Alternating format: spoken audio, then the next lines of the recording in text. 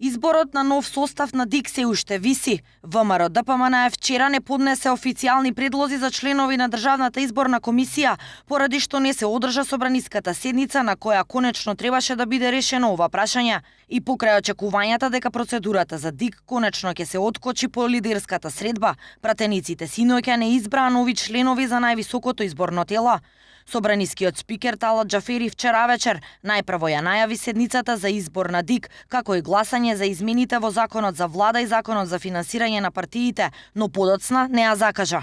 Од ВМРО ДПМН денеска за 1 ТВ велат дека предлозите за ДИК им се подготвени, но најпрво очекуваат да бидат изгласани измените во изборниот законник и во Законот за финансирање на политичките партии, согласно договореното на лидерската средба и како што велат почитување на процедурите. На вчерашната лидерска средба беше договорено во однос на законските подобрувања за финансирање на политички партии и техничка влада, за веднаш потоа да се изгласа и ДИК по стартниот модел. по стариот модел. Предлозите ни се подготвени и ги имаме, но она што е најважно е да отпочне процесот на договореното, а тоа е да се изгласаат законските измени во однос на Законот за финансирање на политички партии и техничка влада пред избори, по пржинскиот модел и веднаш потоа ќе се изгласа и ДИК.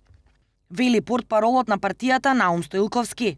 Од СДСМ денеска преку соопштение реагираа на обвинувањата од ВМРО ДПМН дека власта се обидува да ја изигра волјата на граѓаните.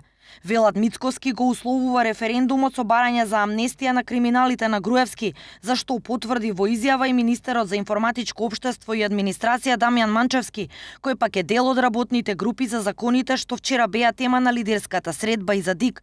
Манчевски изјави дека опозицијата бара амнестија и поради тоа Македонија и референдумот се во заложништво. За сега нема најава како и кога ќе продолжи постапката во законодавниот дом.